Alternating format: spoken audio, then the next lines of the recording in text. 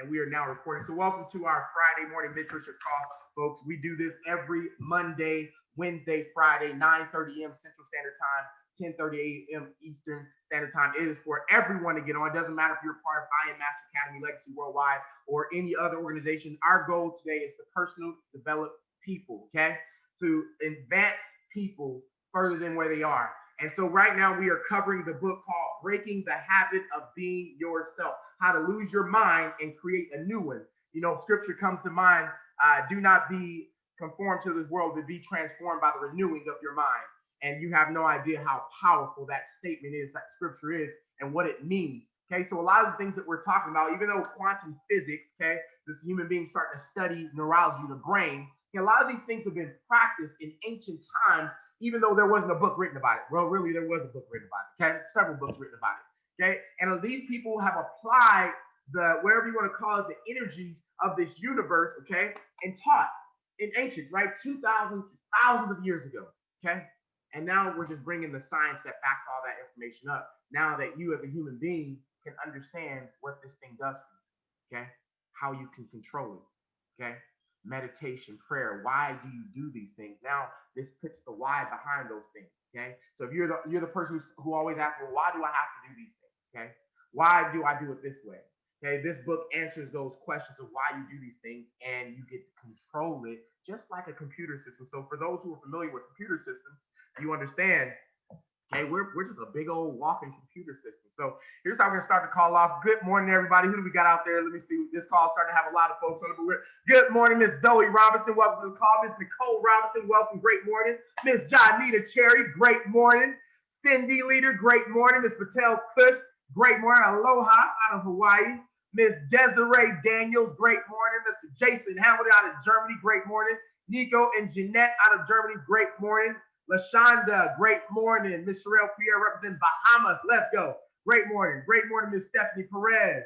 Miss Ruth Candidate, great morning. South Carolina in the building.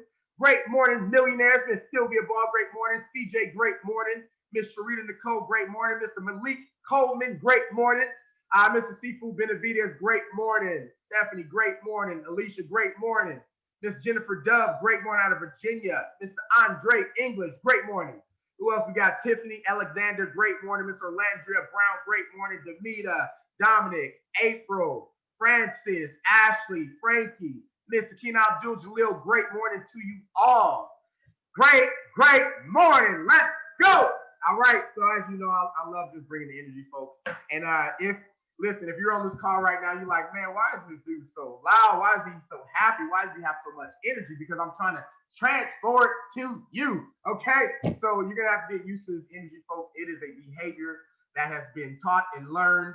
And now I get why, but I'm gonna show you guys how to be happy too. Do you realize that you have a choice?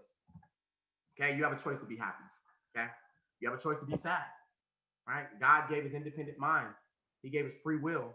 Okay, we are special creatures. Okay, we're very intellectual creatures, and He's put us in a position where we can determine our own destination. He's giving you everything. Okay, and so what I'm going to talk about today, chapter 6, 3 brains: thinking to doing to being. Okay, thinking to doing to being. So most of you who have caught our previous sessions, we talked about the state of being. Right? We talked about your thoughts. Okay, becomes your behaviors and actions, and when those things come together, it becomes a state of being, habitual. Okay, so in this book, he's going to talk about, it's like driving. When you're driving a car, you thought about the first time you drove a car, and now you just do it subconsciously. Okay, we're going to break it down science-wise and break down the brain of where these things occur at. So before we get started, I love to show videos here. So I actually have two YouTube videos that I want to share with you guys. I watched them last night because I thought about, as I was going through life, I was a pilot in the United States Air Force, and I look back then, I say, man, how did I learn how to become a pilot? Listen, born and raised in Compton, California, I come from humble beginnings, okay? And, no one in my family had ever flown an airplane before, but I look back now, wow, everything that I did during that time, whether I knew it or not, it was this, okay? And so born and raised in Compton, California, I enlisted in the military at 99, young teenage dad. And while I was enlisted, I remember going through my hard times, and there was points in my career in the military where I was almost about to get kicked out. And then there was a certain turn of events that happened to me that changed my life forever. And I look at that turn of event, and today I still have a lot of those qualities. One of those tournament events was me meeting someone to teach me about bodybuilding. And I got into the gym heavily, which saved my life and of course with my career at that time, because I got focused on something. I got good at something, and I got subconsciously really good at something that kept me on track. And because of that, I entered a realm of where I was happy, okay, of where I felt great about myself. Because I look back now as a young teenage kid, had my child, was broke as all ever, did not have any money. I was struggling, bank account negative, and just still applying the same behaviors that I learned when I was growing up that didn't serve me in the military at that time. And God definitely had his hands on me, is what I'll say. And so, listen, I became a bodybuilder and got, really enthralled in that. And then in that turn of events, I became Mr. Panama City in Florida. And what happened was, because this is what I want you to know, when you speak life into someone, when you just speak, some will say it's people prophesying to you, okay? So when someone speaks good things over you, okay, they are speaking life into you, right? They are seeing you better than where you are, right? You hear that if you look at a person the way they act, they'll get worse. If you're looking for what they should become, they'll get what better. So we speak life into someone, even though they don't know it, they may actually take it, or their subconscious may take that in and start acting the part. Okay. So if I say that you are a great leader or you're a great father, even though that may not be your situation right now, I want you to know that those things may start occurring. We call it prophesying. Okay. Someone speaking good deeds, speaking great things over you. So I want you to know that you have the power to see someone of what they can become for real, and you can believe it for them, okay, until they believe it for themselves. And I believe that happened to me in the military. I had someone who greatly believed in me when I was a young man in the military. So I believe that, especially our men, even women, okay, our men and women, you can speak greatness over folks. And when you realize that you have absolute power, okay, man, use it. Use it like God meant us to use it, to build people up and not tear them down. And I know sometimes that can be a very hard thing because what we're familiar with, and unfortunately this world has passed on a sense of sometimes negativity, whether it's looking through the news and certain things that may happen. And so we, unfortunately, because we're programmed, because we didn't program ourselves, we get programmed from our external world, we start acting like the world. Do not be conformed to the things of this world, but by the transformation of your mind. Okay, that's what that means. And so let's go and jump right in here, folks. I was a pilot. I ended up becoming a pilot in the United States Air Force. How that happened for me is I started thinking greater of myself. Someone seeing greater of me. And what happened was I became Mr. Panama City. They had me on the news. I became this airman that was about to get kicked out to now he's doing great. He's doing well. And people start speaking that into my life. And what happened? I picked my shoulders up, put my chest out, started walking around the squadron like I was somebody. Okay, because at that point, I didn't think I was anybody. Today, you look at me as this strong leader, okay, but there was a time in my life where I didn't feel like I was that person to where I was coming from. So someone believed in me, and then I picked my shoulders up. I start walking straight, and then I start acting the part, okay? And when I started acting the part, my external world started transforming because of what I was putting out, okay? So, and I'm going to break this whole thing down. Dr. Dispenza breaks this all down. And then I had this dream I could become a pilot because I seen an African American pilot rocking around the base, and I said, "Man, it would be awesome to be a pilot." And I remember that's when the thought came in my head. And so not only did the thought come in my head, I started taking the actions to become a pilot. I joined the Aero Club. Okay, I started taking classes, started taking the little small money that I had and taking lessons. Start reading the books, start going through the simulator. My actions and behaviors eventually became my reality, my habits. Okay. And so we're going to talk about what did it look like for me becoming a pilot? What did it look like for you starting to drive a car? Okay. And so here we go. Let's get it. Let's get it. Let's get it. Some of you on here, listen, your time is coming. Okay. Someone on here is going through something right now. I know it, but I don't want you to reinforce that. Okay. What I want you to do is we're going to change that behavior. Okay. We're going to change that thought first, and then we're going to change the behavior, and then it's going to change your state of being. Okay. This book is today is meant to show us, because we naturally already do. We think about it, we do it, and we become it. Okay. Now the goal is to take the middle one out where you don't have to do. We're going to think it, and we're going to go into a state of being it. Okay, that's the powerful part. And what makes us different than any other mammal out there is that we have the ability. That's what God put in us, is that we can have thought that goes straight to being. Okay, we skip the doing. That's powerful right there, okay? So I want you to check this out. As you know, I love to show some clips of Matrix. Here we go.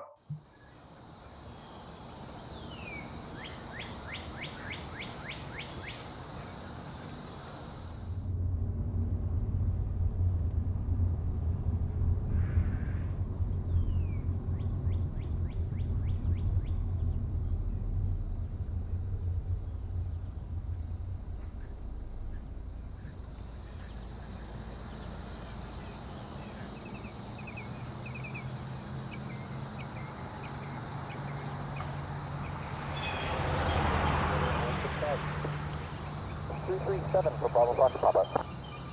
Okay, 3000, left turn, 110, direct direction.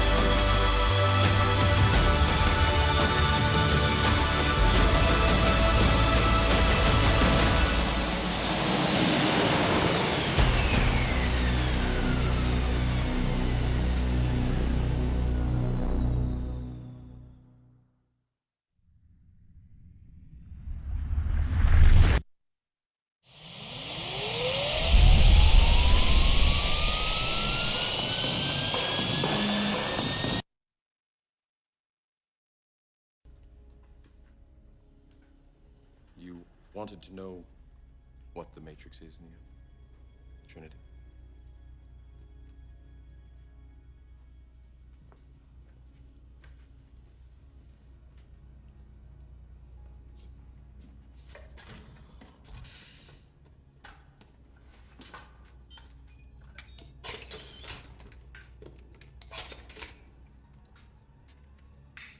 Try to relax.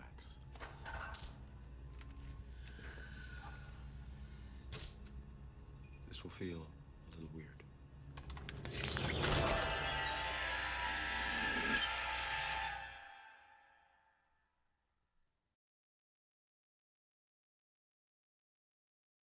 This is the construct. It's our loading program. We can load anything from clothing to equipment, weapons, training simulations, anything we need. Right now, we're inside a computer program? Is it really so hard to believe? Your clothes are different, the plugs in your arms and head are gone. Your hair has changed. Your appearance now is what we call residual self-image. It is the mental projection of your digital self.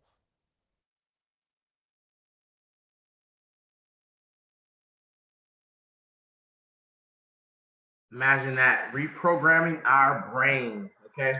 So the T6s I showed beforehand, you know, as he was going through this chapter, I had that thought that came up. It talked about driving a car, and most people ask, well, how do you become a pilot? How do you do this? Some of the things that you're doing today, you're subconsciously doing them. And so what it talks about in this book is how our brain is broken down in three major parts that gives us the habitual or learning how to drive a car. So I want you to really think about when you do drive your car today. Okay, no different than if you ask it, what was it like flying an airplane? Just like driving a car. Okay, because you get so used to doing those things over and over again that it becomes a part of your habits. And so just like driving a car, I got this still going here.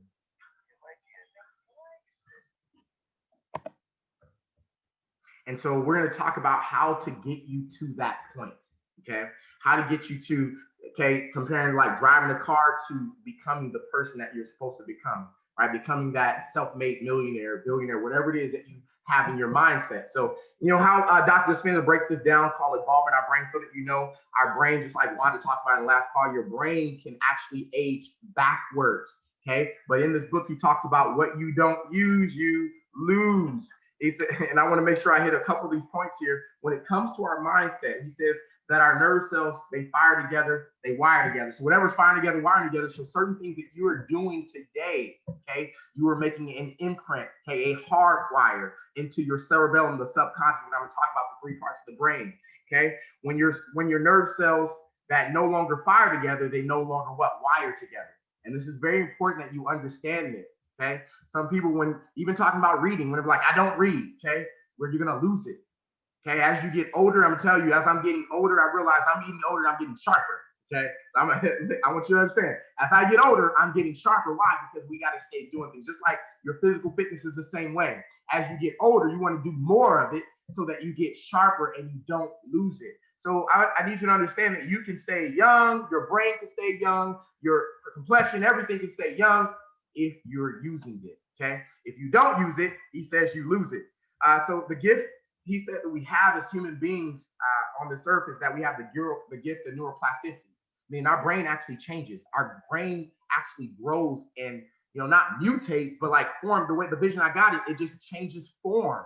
Okay, so understand over time with certain things and neurons and stuff firing off, you are actually changing what your brain is. He says the brain's ability to rewire, okay, and create new circuits at any age as a result of input from the environment and our conscious intentions. Okay. Now, remember, we talked about before that if you don't do the progress or if you're not conscious, what happens? You're just walking around in the past. Okay. You're walking around based off memories. 95% of your day is walked around or done based off your past memories, which makes you live in the past. So, what scientists say that based on what we're doing, okay, our brain will go through a pruning process. Okay, information it needs, information it don't need, and so forth. So what are you getting rid of in your brain? So let's break the brain down now. I'm gonna get into this fast. So there's three parts of the brain. You guys can take these notes if you want to. If you already have the book, it's on page 126. Three parts of the brain I want you to know about. You have your neocortex, which is pretty much your frontal lobe. We're gonna talk about what that's responsible for. You have your limbic brain. Okay, we're gonna call it your emotional brain or your chemical brain. You know, when I read this, we're like drug addicts. Do you realize that? Good and bad, okay? We're like drug addicts. When you read this book, you realize like, oh my God, I'm addicted to a chemical reaction every time, okay? Then ultimately your cerebellum, okay? Your cerebellum is your subconscious, okay? And how these brains are broken down. So I just want you to put next to your neocortex, that's your thinking brain. That's what your philosophy, that's where you're gonna declare things at. And then you're gonna shift to what we call your gray matter, okay? That's your limbic brain, where your emotions come from, okay? Your emotional brain, responsible for creating, maintaining, and organizing chemicals inside your body. So if you like to stay sad, then this is the part of your brain that's gonna say, hey, boom, send some more chemicals up there. They love this feeling. Okay, if they love to be happy, send that chemical up there. He loves to be happy. Okay, and then lastly, it eventually seeps into your subconscious mind, your cerebellum. All right, so as we break these down, so how does it work? To change yourself, okay, because that's what we all want to do, right? Okay, we all want to be a great person. We want to change stuff about ourselves. But if I ask you right now, what does the future you look like? Okay, what does the person you want to become look like? Let's be honest. A majority of us don't know what our future self look like because we haven't really thought about it. We haven't thought in the future. We're only thinking about our current situation. So you may reaffirm maybe a bank account, reaffirm a relationship, reaffirm whatever situation you're currently in right now, which is your past, okay? You affirm it and it keeps on becoming your future, right? You're in a cycle and you don't know how to get out of the cycle. It's literally a hamster wheel. So what I'm gonna talk about right now is how to go from thinking to doing to being, okay? Now, he simply explains that's natural for us already. Thinking, doing, being. You're already doing it. So whoever you are today, okay, it can be good or bad. You might not like who you are today and you want to change it. That's good because you're conscious about that. And so that means you know you need to change. That's a good part. There's some people walking around, they're not conscious. They don't know that they need to change, okay? But the thing that you're like, I want to change, how do I do it, okay? And so here's how the process works. When you're driving a car, do you remember the first time? I remember the first time, my first driving a car, to the point where my mom said, you know what, son, we're gonna have to get you driver's license. I can't do this. You raise my heart rate too much. That first time you were in the car with your parents or someone trying to teach you how to drive, you have to think about it a lot. Think about it. You go sit in your seat, you have to look around. How do I turn the car on? Okay, you're trying to figure that part out. Then you're trying to figure out where everything's at, the speedometer, what am I supposed to look at? Then you got to pay attention to the road. Okay, you're not even, then you're like this, right? You're shaky on the steering wheel when you first started off. Y'all remember all that? Okay. You know, you didn't really understand. Don't have the radio on because now if that's distracting me, everything would distract you, right? When you turn your head, the car turned too. Man, I remember teaching my daughter. When you turn, when your head turned, the car turned too. Why? Because you have to think about this, right? It's thought first, and then you're trying to do it. It's conscious. This is not in your subconscious yet. Okay, so thinking and doing. Okay, but the more that you do this, what happens? It becomes what we call it second nature. It becomes habitual. Here's what it really is. It's your state of being. Okay. When you drive a car, you're in a state of being. That's why you can drive all the way to work without even thinking about it. And then when you get there, you're like, how did I get here? Okay. Because it's your state of being. Okay. That's the 95% of the day that you go that you don't have to think. Okay. Imagine that if you can become this supernatural person that you're like, okay, I want to shoot. I want to just be doing successful things when I'm not even thinking about it. Because a lot of people ask, you know, when you're successful, right? They're like, how do you just continue to just do this? I had someone ask me last night, man, how do you balance your day? I realize you stay fit. You still do your business. You know, you're with your family. How do you keep that all in order? And I want you to put this in perspective, right? What I've been doing is like driving a car. The more that you practice it, eventually it becomes second nature, habitual. Now, the problem that we have, because we call it being consistent, is that we don't want to take the time to learn how to drive our minds. Okay, that's all that it is, right? Just like teaching my daughter how to drive, it's like we got to take the time. Okay, we got to keep on going out there. You're just not going to hop behind the seat of a car and just start driving. Okay, and think you're going to be good. I remember having that thought though as a kid, like I thought I was going to hop behind the wheel and just start driving. It did not work that way. Okay, it's now had I thought about it, knowing what I know today, could I have been a great driver without having to do the thing? Yes. Okay. This book is going to talk about that in. I learned that in the military for sure. You know, when I became a pilot, on my first flight, we call it our dollar ride, it was a reality check for me. Because I thought I was just going to go have some fun. We're going to go up there and go flying because you don't know how the system works. And I remember my instructor got on me. He basically let me know, like, dude, you don't get your crap together. You're out of this area. Like, you're out. First ride, dollar ride. Okay. It's an introduction, but that's not how the Air Force works. And so, you know, I feel like I've been grown up in the big boys and girls club. Like there ain't no mercy. You're either going to be it or you're not it. And so that first ride was a reality check for me. And I remember asking the other guys, like, y'all came back high-fiving, having these great rides. You know, how did you do it? Now, some of them had been flying for years with their parents, their fathers, and so forth. But one of them said, dude, you got to chair fly. I said, what's chair flying? He said, dude, you put your poster in front of you, okay? And when you have your poster in front of you, just act like you're actually flying. And you physically go through your mission in your head, okay? Well, this was a practice that I took throughout all of my Air Force career. All Air Force pilots do it. Regular pilots do it too. You know, regular commercial pilots do it too. We do it on our simulators, and then we do it at home, so we become habitual pilots. Like, we do safe things subconsciously, okay? But this is why it's dangerous sometimes when you'll see things where accidents happen. I know what happened because if a pilot gets to a new aircraft, they have habits of doing certain things that are just there, and then that switch changes, and they don't go through the practice of knowing that switch changed, and it can be detrimental. And so for me, I remember going to chair fly and going through my mission as if it already happened. And I remember going to the point I called air traffic control, taking off, going out into the field, going out into the area, you know, calling the area control folks, getting approved for it, like so clear. We call this an explicit thought. Okay, you're gonna hear me talk about the declarative. This is called an explicit thought, where there is no confusion about what you're doing. So in our business today, in your business, wherever you are on here in your work, if I was to ask you, for example, okay, you're in this business where your goal is to make 6 figures a year, make $1 million a year. If I ask you today, when you sign someone up, what is the sign up process? How do you onboard them? And if you can't tell me right now, you're not in the right place. You don't know how to drive a car. Okay. This is how clear it has to be. So when I talk about you becoming a 6-figure earner, you have to see yourself in clear thought of what you're supposed to do. Now, most people say, I'm a hands-on person. Listen, you got to get out of your head. Okay. When you say you're a hands-on person, it's not a good thing. Okay. Someone tells you're a hands-on person, they're stuck on it, you probably don't want to work with them. Okay. I'm gonna just be honest with you today. All right. Because you have to see it first. We all have to see it first. We have to go through the process in our head, like chair flying, like driving, so that it's so clear that you already have the emotion, okay? And almost it felt like you were already doing it, okay? So here's how we change our lives, where we go from thinking, doing to being, okay? So in order to change your lives, you have to first think about, what does your life look like, okay? If I ask you today, like everyone on this call is going to be your challenge today when you get off this call, what does your future life look like? What do you want? So I get on these calls and I will ask people, what do you want? And I have people literally go blank-minded. They don't know. And therefore, because they don't know, unfortunately, they're going to live in their past for a long time. Because that's what your body does. Your body, your subconscious, your familiar.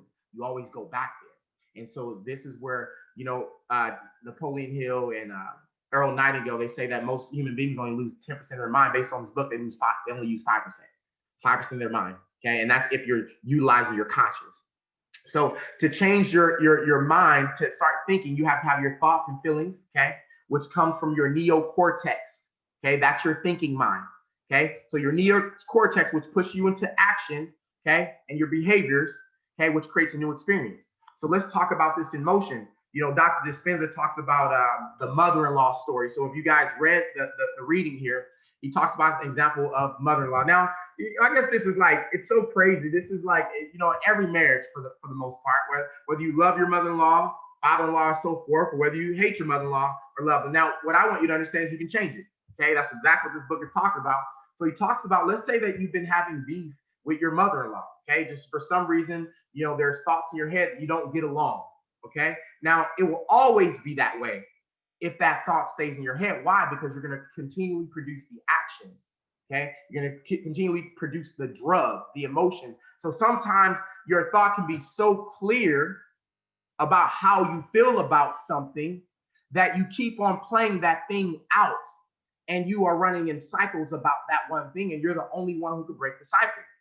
Okay, your thoughts become things. What you feel about someone becomes real.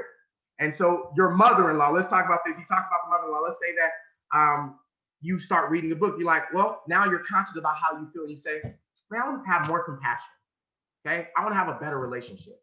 So you read a book, and I'm talking about your knowledge. So right now we're working on the neocortex, which that's where your knowledge comes from. So you first must gain the knowledge in your neocortex, okay, your frontal lobe. So when you read the book, like we're reading Breaking the Habit of Being Yourself, so a lot of you are conscious and aware now. So when you read about compassion, you read about grace, Okay, you read whatever your foundation in, the Quran, the Bible. Okay, if you're Hindu, whatever that thing is. Okay, and you get aware, and then now your next goal is to what? Go apply it. Okay, so now we have the philosophical portion of our brain, neocortex, that we got the knowledge of how we can do it. Okay, just because you can read a book, it doesn't matter. It's not until you apply it, right? They say knowledge is not power, it's the application of knowledge is power. Okay, so you gain the knowledge, neocortex.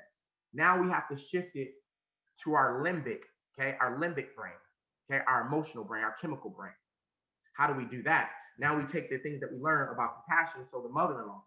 And so you play it out in your mind. Okay, let's say you're going to a dinner and they teach you how to become compassionate. And when you go to that dinner, you start applying it and you feel good. You have the emotions. You can see you and your mother-in-law getting along. Okay. You can see the conversation and you really start having great emotions before it actually happens. You're now in your future.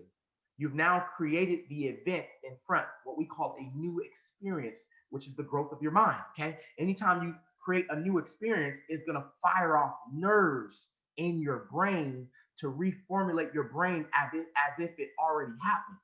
Hear this closely. Okay. There are people that you're beefing with and they don't know you're beefing with them. You're beefing with them in your brain because if in fact you don't have facts about anything about someone, but you feel a certain way, that's you. Okay. Let me say it again. If you feel a certain way about someone or something, and you haven't had any factual proof or information, what's happening is you are simulating, okay, something before it's actually happened. And you know what's unfortunate? It's going to happen. Why is it going to happen? Because you're going to play the actions out that you played in your head, which in turn, if that person responds a certain way, you're going to say, told you so. Why? Well, it's because your actions. Okay. So you went through this thought. So let's talk about a good thought. So you want to have a better deal with your mother-in-law. So you go through the whole action simulation. Man, we're having a good time, blah, blah, blah. Now you get a good emotion. Now you're happy and there's no resentment. There's no anger. Okay. So now when you show up with the purpose of being happy, grateful, and in that space of what you want to feel. And because of that interaction, something good happens. You and your mother-in-law start interacting greatly. Okay. You respond greatly. Okay. You have a one-time situation where now your brain has said, oh, okay, it's firing off those nerves. You now created a new experience in your limbic brain. Okay. Okay. That now shifts into a what? New feeling. Your emotions. Remember, when your thoughts and emotions come together as one, it becomes what? Eventually a state of being. But it doesn't become a state of being until we replicate. Okay. And so what has to happen? We get the new feelings. And now we have to shift to a memorized feeling, a memorized emotion, to where you say, man, I actually love my mother-in-law. Okay. I actually like being around the family. Okay. This is all. We have the power to control everything. Okay. So I need you to understand that. If you're walking around angry at someone, okay, trust me, we all fall short. Okay. We all, listen, still, and I'm educating you. We all fall short, but we are conscious about it and we know that we can change it. Okay. They hit me today. Listen, they punched me right in the face today. Okay. Okay. Because he said that you can choose to stay in your feelings. That's you choosing to stay in your feelings. Don't believe me? I'm going to go to a part where he's talking about we are addicted to our emotional state of where we're at. Okay. So let's talk about this. How do we get to our state of being? We have to keep on producing it. And so when I talk about reproducing it, one time is not enough to master the emotion. Okay. And so if you want to start mastering the emotion, now I read a book called Outliers. Okay. If you haven't read that book, it's about, what it realized that people who went through 10,000 hours of something, they became experts. It became a mastery for them. Okay. Pilots that did 10,000 hours mastery, maybe you do MMA, you did it for 10,000 hours, you're a master at it. Okay. Well, it's scientifically, you're becoming a master because you are repeating that thing over and over again till it becomes a part of your cerebellum. Okay. Once we get into your cerebellum, it's a part of your state of being. Okay. Your cerebellum is your cerebellum is your subconscious. Okay. And when it's in your subconscious, it's a part of your state of being. And you realize when we get to the end of this book here, the end of this chapter, he's going to talk about now, let's forget the doing part. Let's get from thinking to being. Okay. We become just that person without even having to do it first. Okay. So with the neocortex plus the limbic brain, it will basically take control of the thinking and doing it for you. Okay. Now here's what you got to understand about that situation with the mother-in-law. At an instance, that one thing took you out of your familiar box. So remember we talked about when things happen, right? Fight or flight, you always go back to what? Your training, your familiarity. Okay. If we talk about finance as well, right? You're feeling familiarity of poverty. Okay. Your familiarity with the way that you handle your relationship or arguments. Okay. Your familiarity with the way that you handle stressful situations. Okay. Right. We all have familiar things that we do. But at that one time, okay, that you practice, you were hard on it. You said, I'm going to get this. And you finally produce the emotion that you wanted. Okay. What you have to do, you're now outside the familiar box. There's new thinking, new synapses. Your brain is firing off.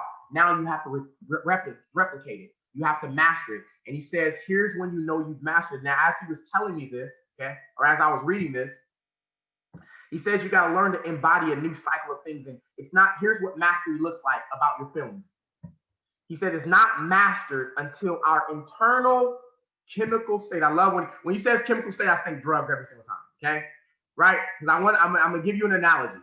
Okay. He says it's not mastered. So you're not in love with your mother-in-law yet. You're not safe yet.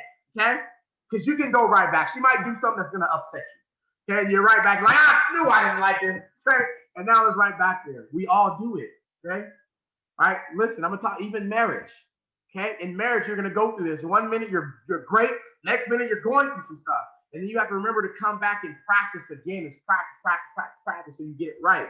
Okay. It's not mastered until our internal chemical state is greater than anything in our external world. That means no matter what, you can't faze me. No matter what your mother-in-law do, no matter what the person does that you did not like before does, it cannot faze you. You feel no ways about it. Okay. You've learned to control your emotions to where the external world does not control you. Okay. So I put, it's like being a drug addict. Okay. You know better. So if you're on a certain drug and you had to go to drug rehab, okay, you go to drug rehab, what do? They take you out of the external world, don't they? They isolate you so that you are not exposed to external things that are going to make you become an addict. Okay. That's why the rehab. Okay, people go through the withdrawals, just like we talked about before. You want to go back every single time. You want to go back. Okay, well, let's say you safely go through this rehab. Boom, you graduate. And then what happens? They tell you certain rules, don't they? They tell you what, maybe don't go back to where the friends you were hanging with. Okay, don't be in those environments because you know you have issues still. You don't know that you're cured yet until one day. Okay, of course, you've taken the time and over years, okay, some people relapse, right? We call it relapse. Guess what? You relapse. When you go back to your old you relapse. That's what I'm saying, okay? So when a drug addict relapse, it's like they're going back to their familiar, okay? But let's say they finally get around it, something happens and they accidentally get around the drug they were addicted to. And this time it doesn't cause an emotion or it doesn't cause a thought for them to go do it. They have now mastered. They are now in a great state of being, a true state of being. They've changed themselves, okay? Now, of course, you guys are not physical drug addicts, but in spirit, yes, we are addicted to certain drugs. Some of you are addicted to anger. Some of you are addicted to depression because you speak it all the time. Anytime someone, you want to know if you're addicted? I'll tell you if you're addicted. If anytime someone comes around you and you always have to tell that story, you're addicted. Okay, you can be addicted to being a victim. Okay, if every time you come around, someone comes around, you always tell the story of being a victim, you are reliving it. Okay, you like the chemical reaction, right? I see people who like to emotionally respond to certain things. You may look at things that make you cry all the time. You are addicted to sadness. I need you to understand that you gotta push it away. It may not seem like a big deal, but I need you to know it's a big deal as I progress further, because the more that you do it repetitiously, thinking, doing to become being, and it's hard to get out of the state of being once it becomes that. Okay, if you go into a state of being, you got to go to a rehab. Okay, what we're doing right now is like a rehab. Okay, we get to talk about it. Being a rehab is like you being in an environment all the time. You want to make sure you stay in a great environment so that you don't relapse to the old you. So what have you mastered in your life? Okay, if I ask you right now, what have you mastered? See, we all mastered some things. We have all went from thinking to doing to being. Now you may say, I don't know, Randy, what have I mastered? Okay, what is your drug of choice? Do you find yourself always angry? Do you find yourself always depressed? Are you always happy? Are you joyful? Okay, that's what we all want to be happy, don't we? We all want to be joyful, but you're addicted. You're addicted to your current state. You don't believe me? Man, he walks through a whole great scenario here. Let me make sure I find it. This one was the aha moment. You want to know how you're addicted? Okay, we say it. Words become flesh. Words become things. Okay, we say it. You want to be happy. You tell me, Randy, I want to be happy. I want to be joyful. I want to be a happy person. Well, listen to the way that he tells his story. He says, if you can master suffering, you can master being joyful. Okay. He said, you probably know someone who has mastered suffering right. Okay. So let's say it's a friend you call on and you say, how are you? Okay. You ever call someone? Okay. I'm always times 10. You ever call someone and you're like, hey, how you doing? You upbeat. And they're like, so, right? Their energy is very low. Okay. And then you excuse that because you want to uplift them. You go, listen, I'm going out tonight with some friends tonight. We're going to hit this art gallery. We're going here, we're going there, man. It's going to be a turned up night, get you back in a better mood. Let's go turn it up because you want to get your friend up. And what does your friend say? No, I don't feel like it. Okay? That chemical reaction. I don't feel that limbic brain, the emotions. You don't even want to take the actions to get out of your current state of being. You like it. Okay? You're addicted to it. And so he goes on to say, but if she said what she actually meant, she would say, I've memorized this emotional state, and nothing in my environment, no person, no experience, no condition, no thing is going to move me from my internal chemical state of suffering. What is your chemical state of suffering? See, it feels better to be in pain than to let go and be happy. Some people prefer to be in their pain than to be happy because they can change it. We're telling you, you can change it. Okay? Right? But you say, well, I don't feel like going out. I don't feel like changing my environment. Okay? If you're stuck in the house and you're feeling depressed and say, you got to go get some sun. You're like, nah, I just want to stay in my room. You're addicted to your emotional state. You want to stay there. Okay? But if you stepped outside, you seen the sun, you would change your environment. If you got around happy people, trust me, you cannot be sad around happy people. They're not going to let you. The energy is going to rub off you, but what happens? You don't go because you know that you're going to change and you don't want to change. You want to stay in the exact state that you are. Listen, folks, it's our ego too, okay? Don't we choose to be angry? Listen, okay? Fight with your spouse. Being angry at your spouse is a choice, okay? It's a memorized choice, but this is the part you have to be careful of, okay? And I'm very conscious because you can stay so angry at your spouse that you can enter a danger zone. Okay. Have you ever heard, if you ever heard couples say, I don't even know how we got here. It was like driving that car to work, 95% subconscious. You didn't even see it coming. I don't even know how we got here because it wasn't you consciously doing it. It was your familiarity. Okay. Your business, man, I don't even know how my business fell apart because you were subconsciously doing things that you weren't conscious about. Okay. And you kept doing them, even though your coach and your mentor kept saying, hey, wake up, don't do that, don't do this, don't do that. You are addicted to your pain. You're addicted to the struggle. You're addicted to staying where you're at. You're addicted to the familiarity. And you really don't want to change because if you wanted to change, you would just do exactly what those who are around you, your coaches who were successful, your mentors who were successful, you would do what they were doing to stay around that environment. Okay.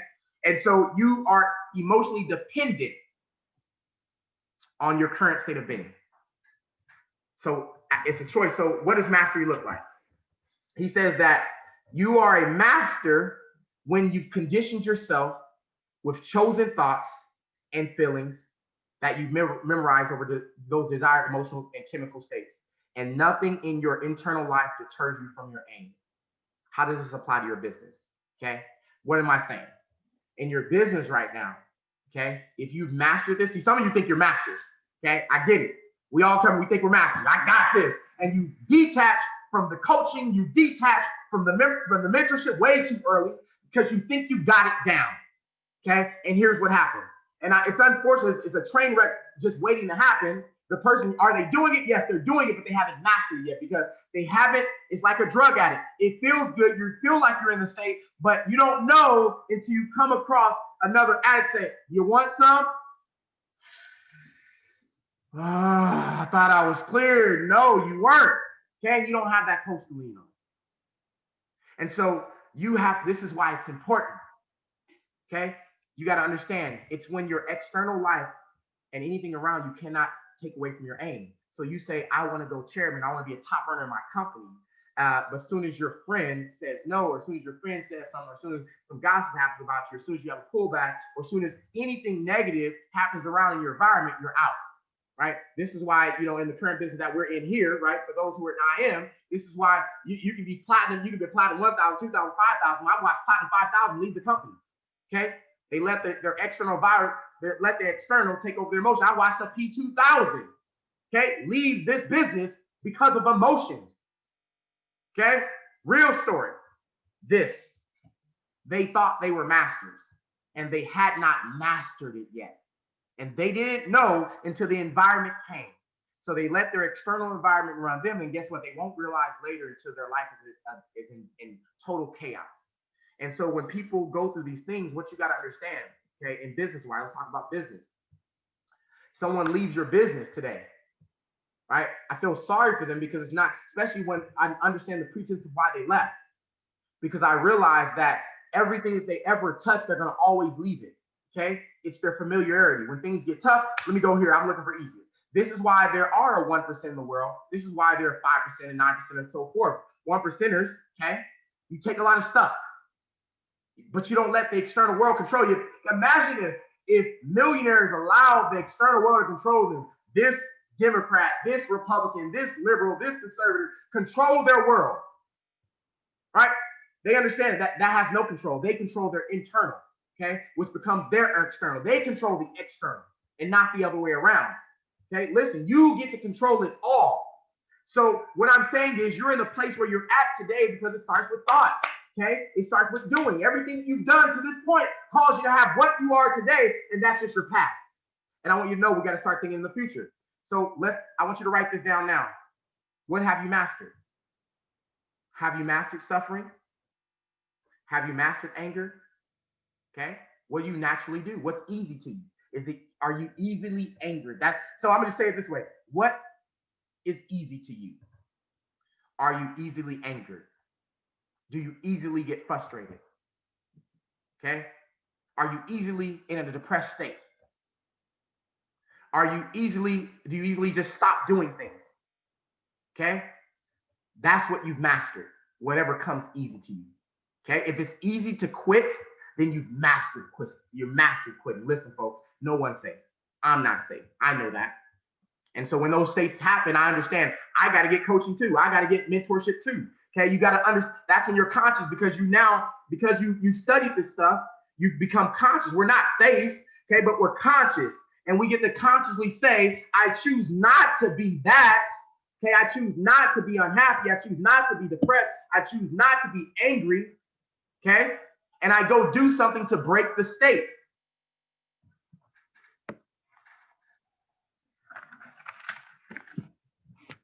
And I've already kind of talked about what applies in your business. So here, what happens to us in this business? I want you to think about, and you can write this question down. When someone rejects your opportunity, how do you feel? Okay, when someone rejects you, how do you feel? Okay, we don't like rejection. Do you realize that? We do not like rejection. But I need you to note the behavior that you have. Okay, if you're rejected, some of you go into a depressed state. meaning you go to yourself. Some of you get angry, which sometimes can be good if you take action towards that, and maybe that anger is to make to for the business. Maybe that anger will make you go build the business. Okay, depending on how you utilize it. Now, anger could also make you quit the business. Okay, depends on how you use it. Okay, so when someone rejects your opportunity, how do you feel? I need you to write it down. Okay, because right now I want to make you conscious of your feelings, because we're going to change them. We're going to rewire them. When you derank, that means you're going to lose rank in this company. Okay, listen, let me be in whatever company you're in. If you're on here, you're not in the company. You're whatever you do, whether you lose a job, whether they take you are at a certain level, then you get demoted. How do you feel? How do you respond?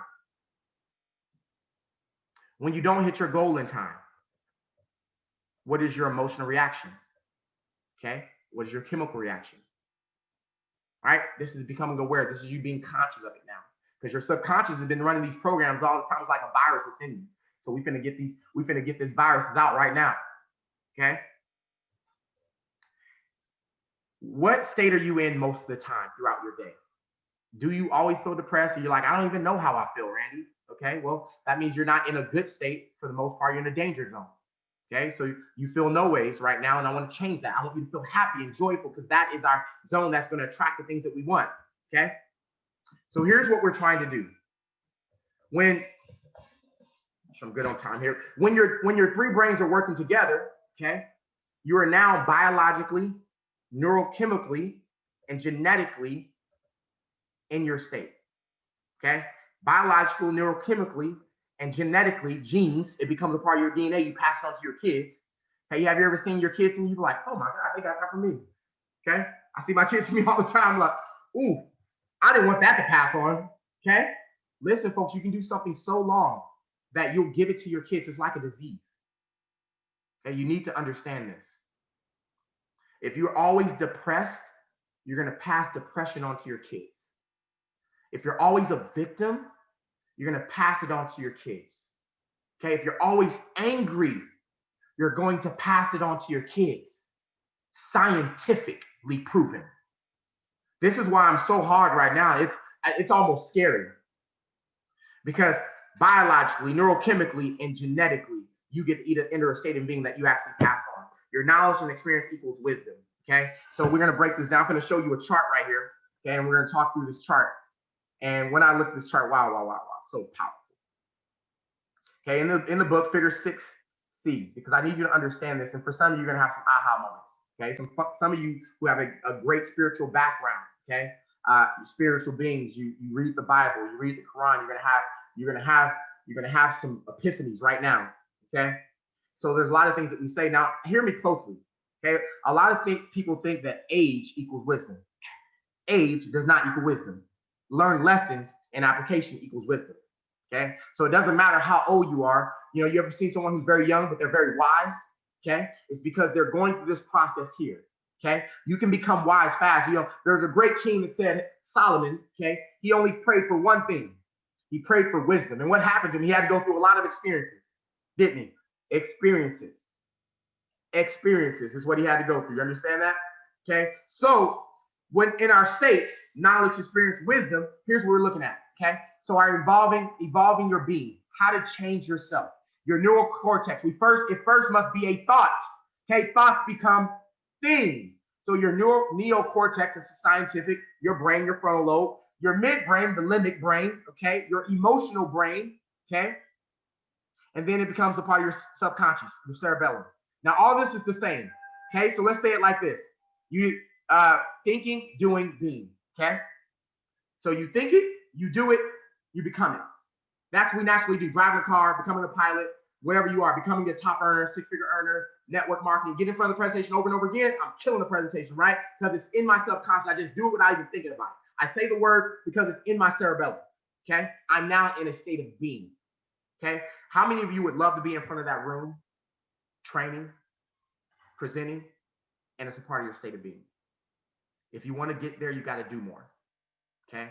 You got to put in the time and the hours, okay? How many of you want to be physically fit?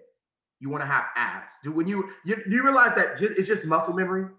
Our bodies are just muscle memory, okay? At first I think it, but we all think about it like, man, that'd be awesome. That'd be awesome. But I don't know if I want to stop eating the way that I eat. That'd be awesome to be in shape. But I don't know if I want to even go to the gym. I'm going to think about the gym, okay? I'm going to drive by the gym. I might even walk to the front door and then turn around. But it is not until you start doing, okay, consistently, okay? And a lot of people, in the first of the year, a lot of people are going to go to the gym, aren't they? Okay? They're going to go 1 time, 2 times, and then they're going to be done, right? They're never going to get to the point of mastery, okay? We have to get to a point of mastery, okay? Same thing. You want to become a 6-figure earner. What do 6-figure earners do? What do 7-figure earners do? Okay, have you learned how to not spend too much money? Okay, you thought about it. We thought about, well, you'll say it too. I got to stop spending money. Right? You're telling, I got to stop spending so much. I'm going to stop spending. And we think about it. We say it. I got to save money, right? We say it. But it's not until we consistently do it. Okay, and then the more that we do it, then we start becoming a state of being. I'm a saver. I'm an investor. The state of being. But that's when wisdom kicks in. So this area right here, this is wisdom. Okay, this third area is wisdom, right? It's your subconscious is your wisdom. You're just doing. So when people are like, how are you just successful? You ever heard someone, everything they touch is turned to gold. They have a lot of wisdom. They've been doing it for so long. Okay, knowledge plus experience equals wisdom. Okay, that's wisdom. Okay, you ain't wise because as you get older. No, you're wise because of the things you've done, you applied. Okay, you've taken the knowledge that you learned, okay, and the experiences that happened to you, and it's became wise decisions for you, okay, and it's become habitual. You make wise decisions. So when you hear people say they make wise decisions, okay, you're subconsciously making good decisions. Mind, body, soul. Mind, body, spirit. Same. All of this is the same. Mind, thoughts, body. Your body takes over, right? Starts doing, okay, becomes a part of your spirit. Okay, when we talk about the spirit, it's in your spirit, your soul, it's habits. Okay, remember I talked about chair flying? You know, they did the story about the pianist, okay? Mental rehearsal. This is meditation as well, too. We're going to enter into that next phase in the next chapter. Mental rehearsal, me chair flying, me being in my room as a young pilot and say, okay, you have turn your plane on here, I'm going to be doing my canopy and go. And I consistently go through the process. Now, here's the hurtful part. Wonder if I was chair flying without a coach, and I was chair flying the wrong way. I was doing all the wrong things. I need you to catch this. Wonder if I was in my room, chair flying with no coach, no mentor, and doing all the wrong things. What do you think is going to happen? I have now rehearsed doing the wrong things. And now my mental rehearsal becomes my physical rehearsal. It's a disaster. And unfortunately, my physical rehearsal, if I don't get a coach still, okay, listen, you better hear me. I don't get a coach still. I get to my physical rehearsal, and I don't take feedback, and then I get into my neurological self. And now it's a part of my DNA. It's part of my state of being. And now I can't even get out of it. And now I'm so dang on stubborn. I got so much dang on ego that I can't even get out of this rut. And it's me forever. This is where most people are, folks. When you really look at it, they mentally rehearse who they are, okay? So it becomes their physical. You mentally rehearse situations that happen in your life to the point where you think you prophesied the situation. Yeah, you did. Okay, because it became a state of being for you, and then you started doing it, and then it became a part of your neurological self. You're hating somebody that never even met you before. Right? You've seen somebody do that. They hate people they even met. They practice it in their head. Your intentions. Okay, this is why it's important, right? They say from the abundance of the heart speaks the mouth. Boom, right? Because it was a thought first. You just don't speak it. Okay, so intentions, behaviors become your destiny. Woo! So you mean to tell me my destiny is based on me? You mean to tell me I'm not a chairman, or I'm not making money I want right now, or I keep on quitting my business because of me? Yes. Okay, because of you, nobody else. And if you haven't learned to own it, this is why we say you must take ownership, meaning all I'm telling you is you need to self-evaluate. It's you. It's nobody else. I don't care how valid you think it is.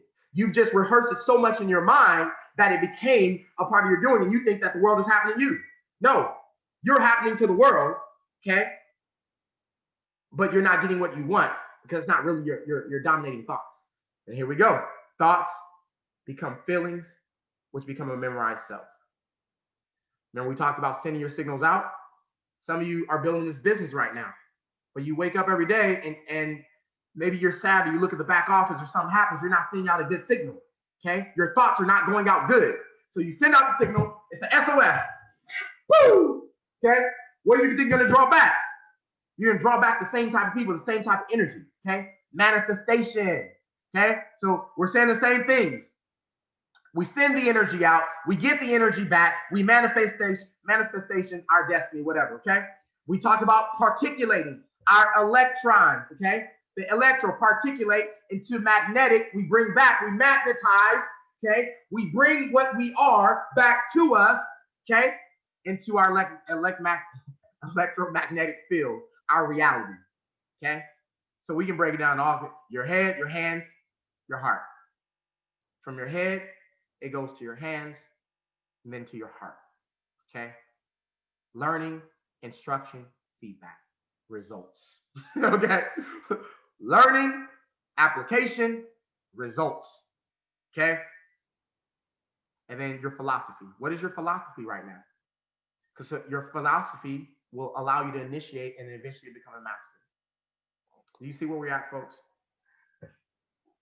See, what he's saying is you can change. You just got to stop being stubborn. Okay, we have to stop being stubborn. And what that means is a new state of being creates a new personality. Okay, a new state of being creates a new personality. So when people say, I'm not going to change, ooh, so sad. So sad. Hope you got the right bank account. Hope you got the right relationship when you say, I ain't going to change. Okay? Now, of course, but we all are, see, I can't even say I'm not going to change because we are not perfect. Okay? There's no man saved from sin. We're not perfect. We're always evolving to be better. We will never be perfect. Never. But we're always evolving, and we have to accept that. So a new state of being creates a new personality, and a new personality produces a new personal reality. Okay, let me say it again. A new state of being, which I taught you how to get to a state of being, right? You now know how to get to a state of being. Okay? Creates a new personality. You say, I want to be consistent. Hey, I want to be successful. I want to be a good dad. I want to be a good husband. I want to be a good mom. I want to be a good wife. I want to be a good whatever. Okay? We got to change the state of being to create new personality, your future, right? To create the new personality that produces the new what? Personal reality. Now you've now had impact on your external world. Okay, now you start seeing your external world change. And so when he goes for this book, we talked about that part. And so now we talked about thinking, doing, being. You have the right to go from thinking to being. Okay, that's the gift that we have that no other animal has. The gift to think and go to being, but it's dangerous. Okay, it's very dangerous because someone like in a depressed state, a lot of my old cohorts, military, right? PTSD, we get labeled PTSD. And if we accept the diagnosis and we start acting out what we feel PTSD is, okay, we will go into a PTSD cycle, okay? A depressed cycle is just depression, okay? Based on some external things that happen to you. And so I need you to be safe that you don't keep on replicating this in your thought process, which will automatically trigger emotions in you that did not happen. Now, I like Joe Dispenza. I know he's referenced us as sexual beings several times. So I'll just explain it because I guess it's very clear. So he says how we can go from thought to being. And he explained it with our ecstasy of thinking about, let's say, your partner, okay? So you have a thought about your partner. Maybe he said it in here, you're away for a long time, and you start thinking about the things that are going to happen. And then what happens in your body chemically, okay? If you've really got into the moment, you start feeling the emotion, and then certain things happen in your body. You're now in a state of being. So for my adults on here, okay? Well, forget that part. Okay, y'all got that. Now you're in here, right? Okay, we're gonna move away. Now let's take that to a real scenario, like, maybe your job or this business, okay? You have a thought about it, okay? Maybe your thought is not good. Well, eventually you're gonna enter a state of being where this business is not good for you, okay? Even though you didn't do it, okay? This is why, biblically it says you can lust with your eyes because it becomes a thought first, okay? That's why it's not safe. I need you to understand this. This is how powerful are good or bad. Now, let's talk about on the good level. Manifestation, okay? Why do we say I'm so great? Why do we say that? Because we're saying it, and you're going to say it in the meditative state. We're going to shift to the next chapter. I'm going to bring this call to a close. I am so happy and grateful now that we are residual income. Our residual income is past $3 million a month. Okay, and I keep on saying it, feeling it, and now I have to clearly my declarative, and I missed that part. Declarative statements. I'm just give you guys a chapter because we're going way past time. I want you guys to go look at the memory system of the brain. Okay, so you have your declarative, explicit memories on page 136. Okay, that's when it comes from your knowledge and your experience. Okay, and then you have your non-declarative, your implicit memories. That's your subconscious, your cerebellum, your absolutes. Okay, so right now, most of us, we have to work in the things that you're not good at and that you want to be better at. You got to declare them. Okay, words become flesh. State it clearly in detail. So they say, what is explicit? It's stated clearly in detail, no room for confusion. So when I ask you, what's your goal? That wouldn't be, okay, it's not explicit. It must be explicit to the point that you feel it. And if it's not, you're not going to become it. If you're saying I want to go chairman, but you have an explicit with no confusion, how are you going to get the chairman? How are you going to get 500 customers in the system? If I ask you right now, what are you going to do to get 500 customers in the system right now? And you don't know, you're not going to be a chairman. Okay, not me. Science. You have to state it clearly in detail, no room for confusion. Okay, so not only making the statement, this statement is not enough. Okay, you got to set your blueprint. Okay, and then so your knowledge, your semantic memories, your philosophy, your theories. Okay, that's your knowledge. You have it. You read it. You read. That's why I say, and if I say it again and you haven't got it, building your empire. Read the book. Okay, you say I want to be a millionaire in this business. You're not going to become one if your coach keep on telling you get the book and you ain't got the book. Okay, get the book because this is the knowledge. And then from the knowledge, we're going to apply the things in this book, which is going to be our experience, our episodic memories, okay? Our application, and then now that's going to imprint, and eventually we're going to do it so many times that it becomes a part of our cerebellum, our subconscious, non-declarative, implicit. That's it. This is how we do it, okay? You can become whatever you want to become in this season that we're in, folks. Listen, it is your time. Okay, I know this call went long and I got to get an appointment I got to get to, but I want to make sure I got that all off. I hope you guys got great value. This call was recorded. I'll make sure I get it onto our YouTube. Listen, folks, if you got to go all the way back to learning to go listen to them all, go read the book again. I need you to get this one, okay? Out of all the books we've read, we brought to this one is changing my life, okay? You know, it's impossible for me to stay in an angry state, okay? It's impossible for me to stay in a certain mood because I know better, okay? It's me absolutely being stubborn. It's you absolutely being stubborn.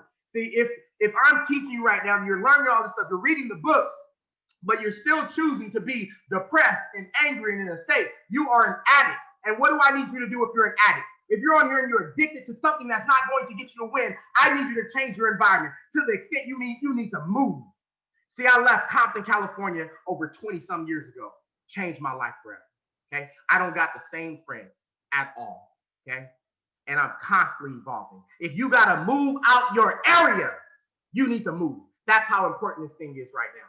Okay. If you got to change your friends now, is it so simple to change friends now? You know, I hope it's not. Okay. Because either you change your friends or they're going to change you for life. They're going to change your next generation for life. See, are your kids important or are your friends important? Is the next generation important or are your friends important? Is your bank account important? Okay. Listen, this is your legacy that you get to determine. You better safeguard who's in your circle. Okay. You better watch what people are speaking into your life. See, now I'm not going to let someone just talk to me anyway. They're immediately getting cut off. It's not right. Okay, because what they speak into your life becomes your life. Okay, it's prophesying. So watch what people are prophesying into your life.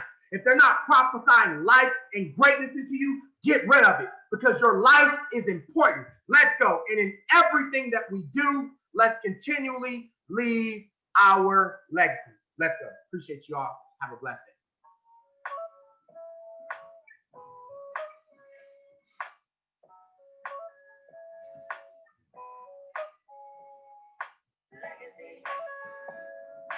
I can see the future. Legacy.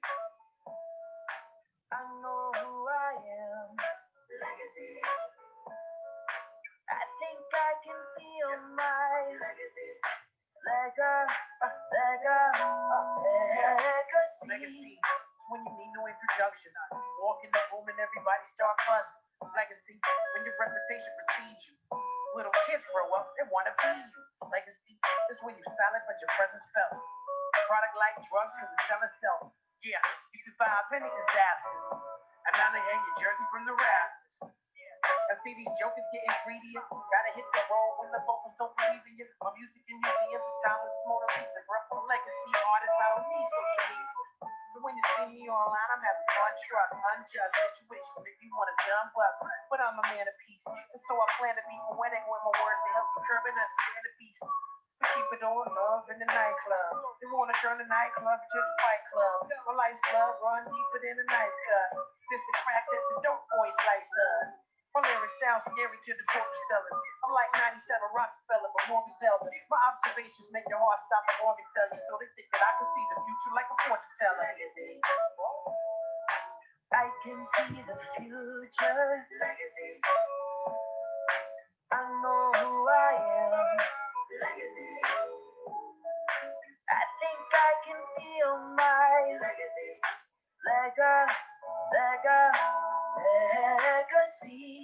Check. Deep breath. I give all my love to you, baby. Keep sweat. Give me 20 more miles. I don't need rest. I'm halfway to goals I haven't even dreamed yet. And I don't need money. I need faith. People thinking that I'm some sort of DJ, but I'm a poet and a man and a troubadour. I'm divine light hidden in the human form. It doesn't matter what you do, it's what you do it for. There are some places that you can't take a Uber toward. Love people, keep a brave heart. Don't make guns, make art. I got sequoia trees cheering me on. Wherever I am is where I belong. Some of my fam is buried and gone. I'm trying to learn more things I can share in my songs. Like life is a curtain in the height of divine. You can peek behind that when you quiet the mind. I rely on something stronger than me. And all my songs will live much longer than me. That's legacy. I can see the future. Legacy. I know who I am. Legacy. I think I can feel my legacy. Legacy.